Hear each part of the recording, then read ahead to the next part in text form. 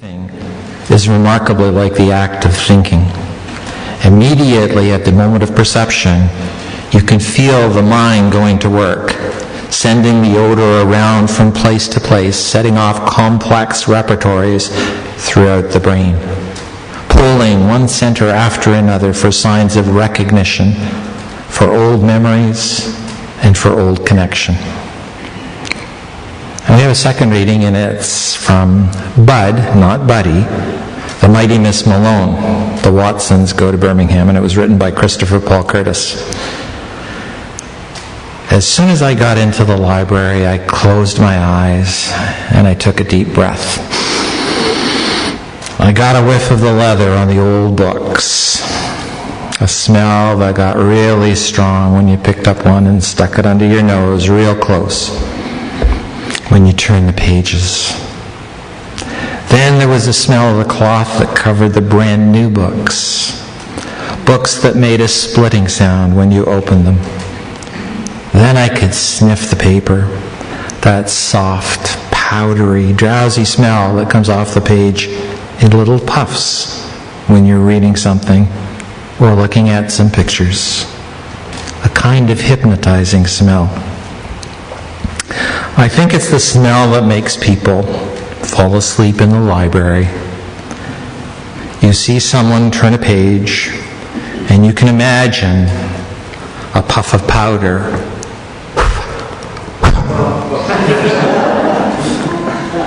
coming up real slow and easy until it starts piling on a person's eyelashes, weighing their eyes down so much they stay down a little longer after each blink, and finally making them so heavy that they just don't come back up at all. Offered as wisdom for the journey.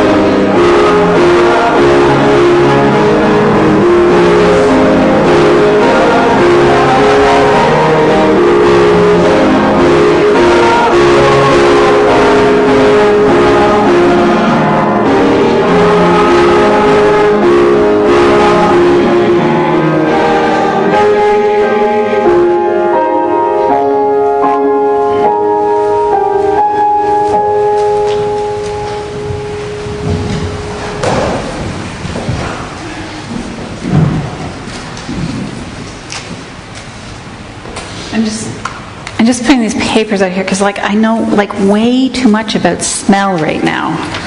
And I want to make sure you know as much about it when you leave as I do. So. But it is lovely to have you back, Scott, so thank you. Oh, the focus moment. See, I've been away too long. Can't remember the next thing.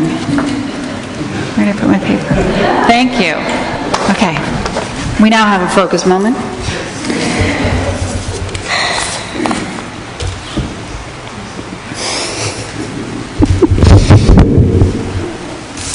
Okay. Put yourself in a garden. Maybe your garden, maybe a garden you were in as a child. Maybe a public garden that you find yourself wandering through from time to time because it calls to you. Just place yourself in that garden.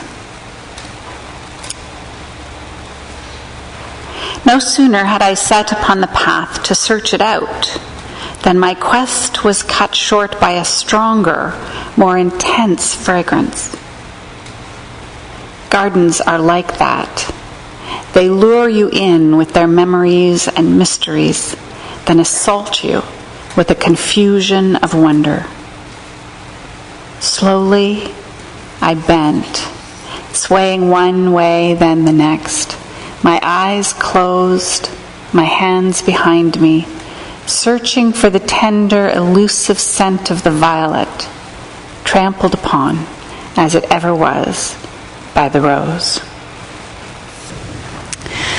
But it appears to me that our senses are a significant and important part of our relationship with the world. Indeed, we can't relate to the world without having senses, without being able to see or hear or touch or taste or smell it in some way. And so senses are significantly important, but we think of ourselves, I often rail against the reality that I am stuck exploring and being part of this world, caught in a body that has only 5 senses. Like, couldn't we possibly have had a few dozen to be able to explore and experience this entirely wonderful world? So caught as we are with only 5 senses, I think of them as impediments to what the world might actually offer us, that we could explore if we had more. And so the exploration of all those things that are beyond the measurement by senses, the beyond being seen or tasted or touched or ended up under a microscope to be measured, all of that we think of as this other part of our lives, this spiritual or this part that is separate and distinct from just everything that's stuck and measured by our senses.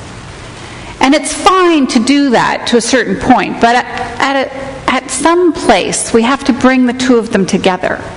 Because we know the world through our senses, but we can expand, explore, and respond to it using so much more. And so as we take in information through our senses and blend it with everything that we have thought, that we have experienced, that we have knit together in the fabric of what we would call our spirit or our soul, or those places of our world, those experiences, those things that are beyond measure, about which we can only really speak using metaphors. When we blend those things together, I think we see the world a different way, and we can respond as fully as possible rather than just as those who take in data and information, place it in the right place in our brains, and put it out again in a new way. The definition of ourselves, we call ourselves sentient beings, and we think of other animals. There are some animals that are sentient beings. There are life forms that are not sentient, or we haven't found that they have any knowledge. The virus that has invaded my body and given me this cold, I'm quite certain it doesn't know that it's me that it's in, or that it's trying to find its way out to get to any one of you in particular, and I apologize if it happens to find one of you. I've done my best. But we don't consider a virus a sentient being. We are sentient beings. And the word sentient comes from the Latin sentire, to feel, and from the Indo-European sent, to head for, to go. And so Diane Ackerman, who wrote the book The Natural History of the Senses back in 1979, she says, well, that means then that it means to go mentally.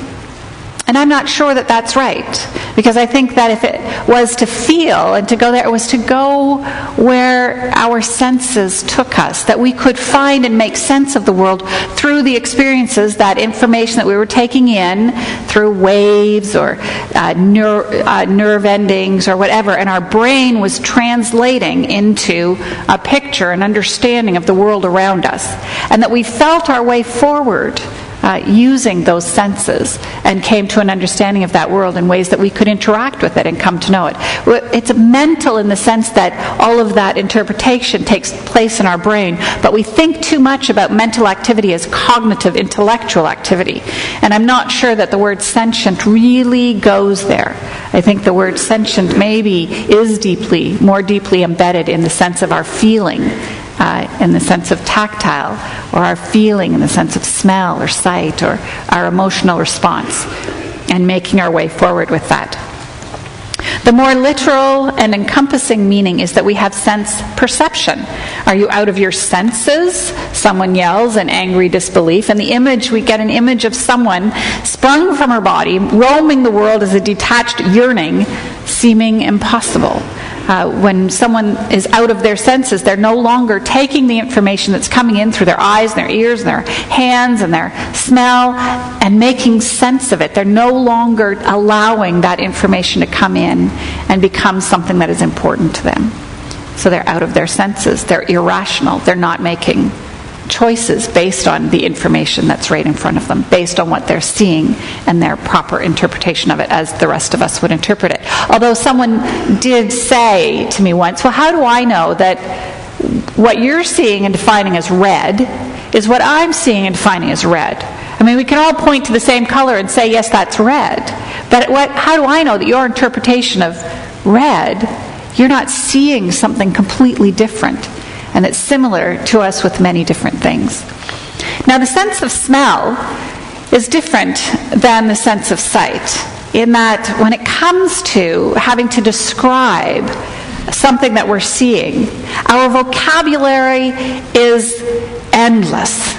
We can describe a view out of window. We can describe a face. We can describe a picture or a mountaintop with incredible detail, to the point that it could almost be replicated in someone's mind. But the sense of smell lacks that kind of vocabulary. We don't have a way of explaining what smells are like to one another. And scientists who have done studies on this have placed smells in front of subjects and said, okay, tell me what that is. Describe that to me. And they may be able to say, oh, well, it's a lemon. But what does lemon smell like? And the ability to be able to do that without using the description of the object is almost impossible. That we have a very, very limited vocabulary. There's one group of people in Malaysia who have a very highly evolved capacity for describing smell, and who have so many words that they can describe different things in ways that we never would. But the words are part of their evolutionary need for survival. And there are two smells for blood.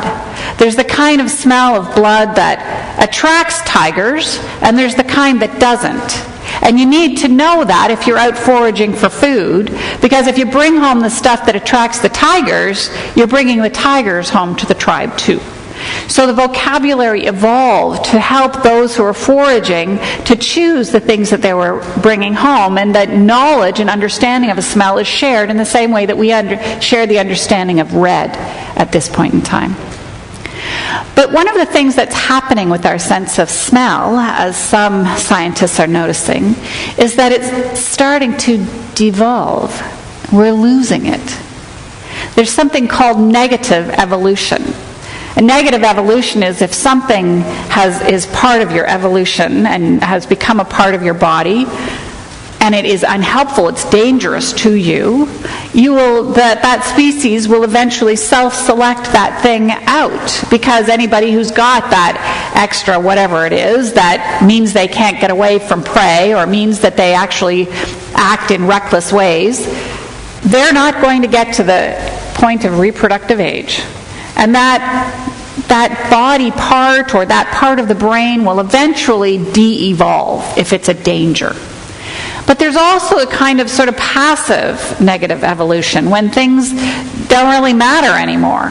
When it doesn't matter whether or not we can smell the difference between food that's going to attract a tiger and food that's not because tigers are extinct or because we live in areas where there are no tigers, then the need for us to be able to distinguish those two things is reduced.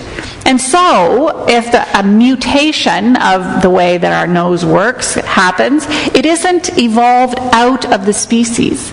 It can evolve some more. And so we end up with all these things happening in our olfactory system which don't actually replicate our previous ability to distinguish between scents. I don't know whether that's why you've got I actually can't name most of them because they're vulgar language, but all those different kind of hot sauces that you have at the supermarket now that go from extreme to absolutely insane. Maybe that's because we're not tasting that much anymore. Our taste so linked with our smell, our ability to smell as it is.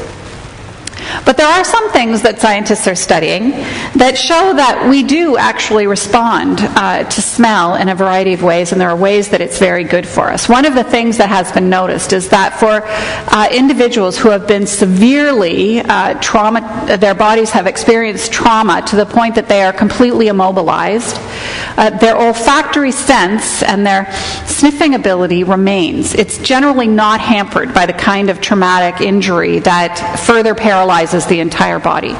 So scientists have found, and researchers and doctors have taught individuals who have had massive traumatic injury and are no longer able to move to use sniffing to be able to talk, to communicate.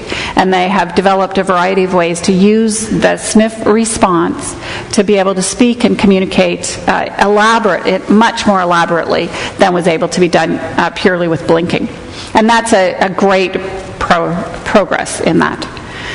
We've noticed through study, and I sometimes wonder who does these things, but anyway, watching a bunch of people watch a movie about smelling has found that if you can hear a sniff, but don't actually see it on the film, people in the audience sniff at the same time. There's this mirror sniffing thing that happens. Why? I'm not really sure. Why they're studying it, I'm really not sure. But mirror neurons, which make you feel creepy crawly when you see a spider going up someone's arm, or make the tears come to your eyes when you see someone else crying, they also make you sniff when you hear someone sniff. So if that virus gets into one of you and you start sniffing all the time, somebody around you might start sniffing as well. More if they don't actually see you sniffing and they just hear you. But some of the things that are being found out about scent and about smell have to do with how we respond in certain situations and the things that we do. And scientists are using the sense of smell, studies around the sense of smell, to determine how they can affect large groups of people. So if a certain scent can make a large group of people, has the effect of making people more alert, more productive, to improve their memory retention or their keyboarding skills, then isn't it then helpful if we poof that smell into the atmosphere, poof, poof, every now and then, so that people are more productive, so their keyboarding skills are more accurate, so that they will pay attention for longer periods of time. Boardrooms, you go in, you think, oh, isn't that lovely? They've put peppermints on the table. Nope. The peppermints are to keep you focused on a task for a longer period of time. And studies have shown that that smell will allow you to focus, to stay on task, to be more productive over a longer period of time. And so board tables will have down the middle of them several dishes of peppermint candies for you to indulge in.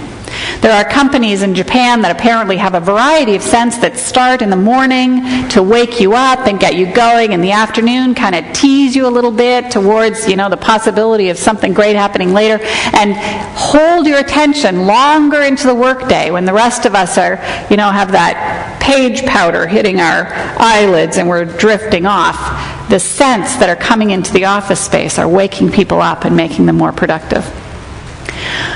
Recently, one of the more interesting and perhaps problematic things that has been found, and it's not that recent, but it's that women, when they smell a particular molecule of men's sweat, have a rise in cortisol.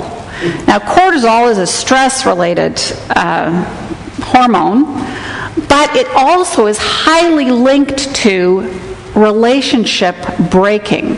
Starts with a maternal bond with children. There's a particular thing that happens about 2 years of age that when children separate from their mother in a higher way, their cortisol levels become stabilized at that level throughout their life. If they're separated early on, and even if they're raised in a very supportive peer environment, their cortisol levels show that signature for the rest of their lives.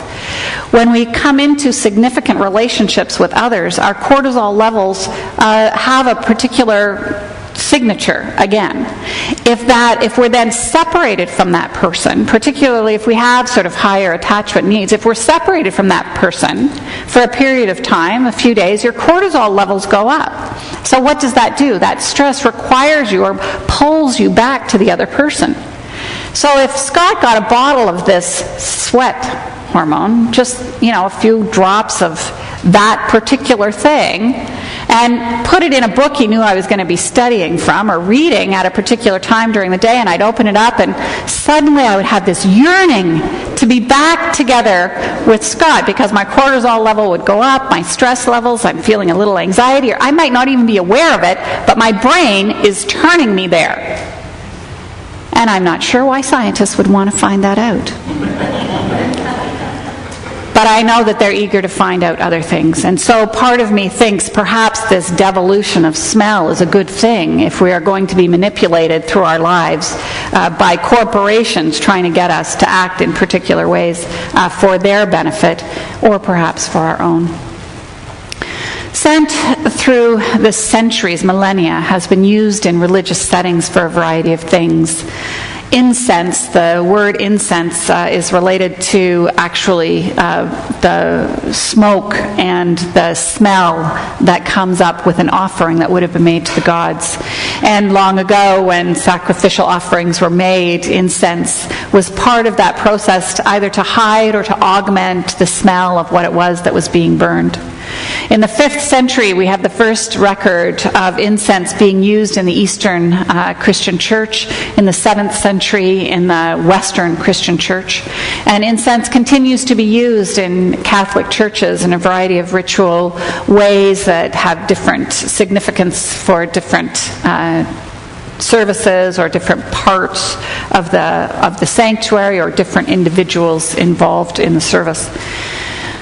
I think that although that incense grew up at the beginning of time, perhaps to weave around, to make that offering to God, recognizing that scent was a rare thing that was sought, highly, highly prized and sought after. Part of the reason that America was discovered was the trying to find a quicker way to get to the east where those scents could be gathered and brought back. The Egyptians, you might see in their pictures, they have these upturned kind of cone things on their heads. They were like oil mixed up with scents that over the course of the day would melt down around someone and perhaps keep insects away or keep them cool.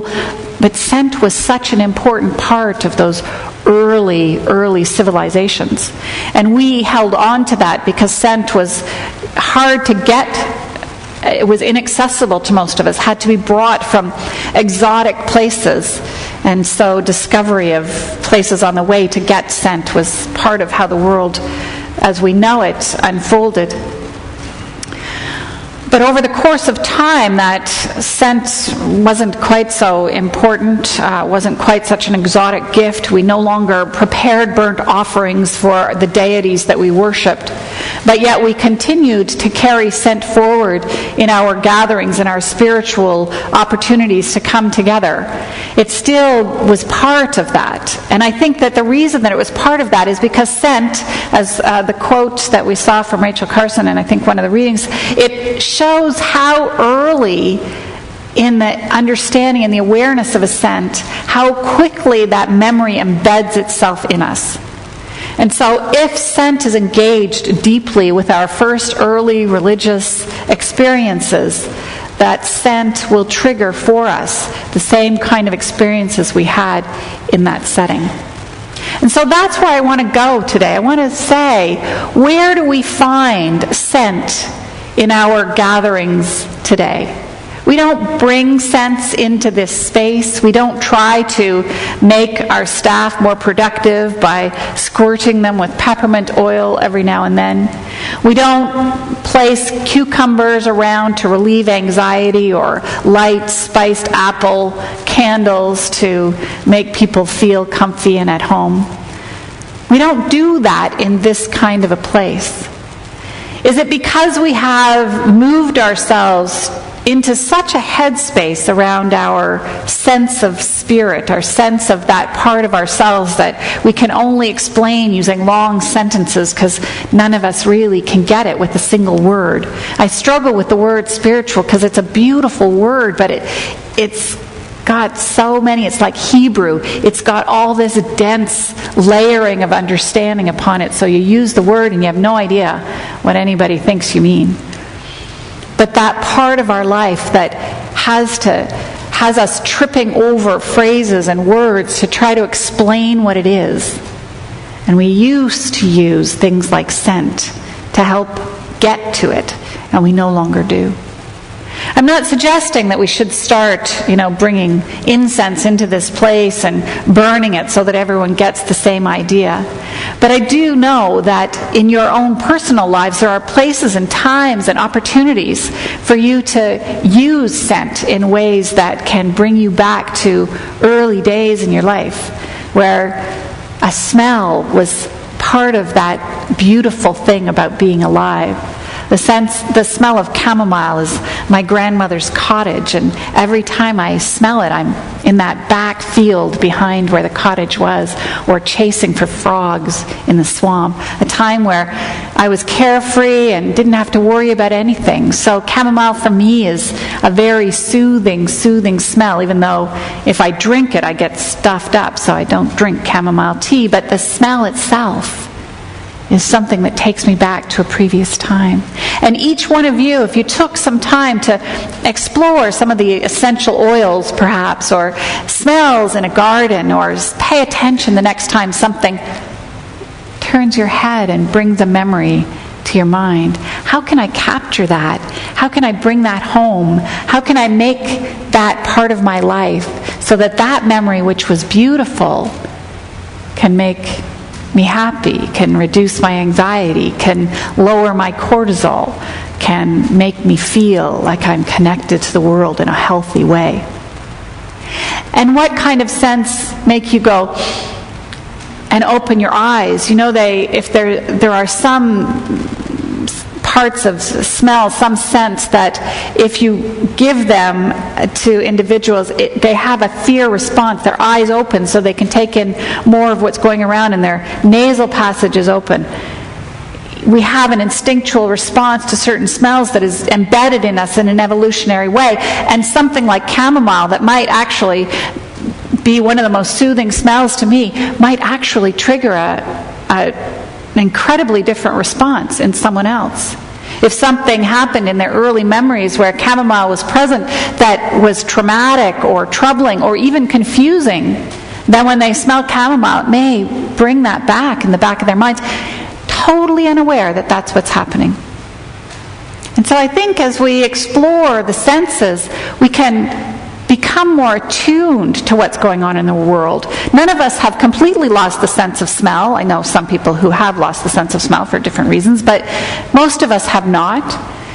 And yet we walk through a world filled with it, often completely unaware of what its impact on that part of us which we cannot completely explain is.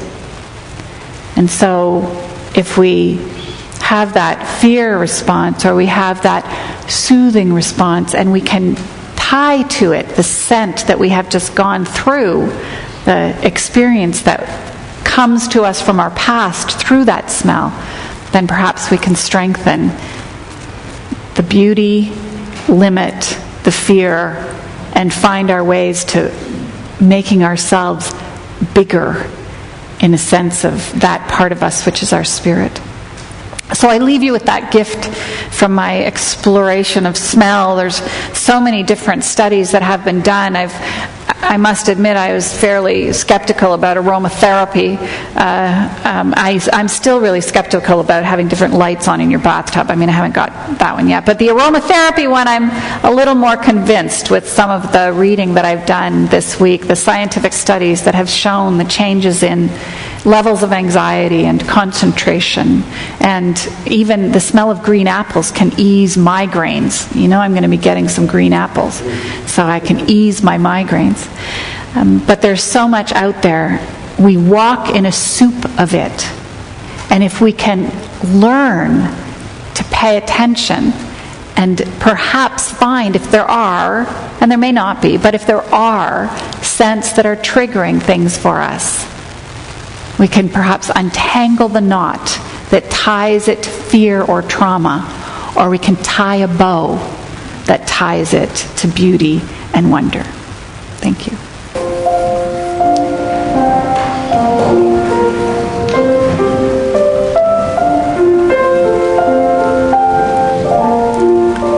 I hope you get to spend some time in a garden this week, chasing down some sense of your history, the stories that formed who you were. The focus moment played upon the fact that violets numb our senses, so we smell them and then we can't smell them, and then we smell them and we can't smell them, and then we smell them again. And the things that are woven into your past are there and then they're gone, and they're there and then they're gone, and they control you and then they let you go. And if we can chase that down even a little bit, how much more of ourselves we can know and love and have empathy for, and how much more of ourselves we might offer one another. Go from this place to the task of finding out more of who you are in your history, and may the sensual world help you find it. Go in peace.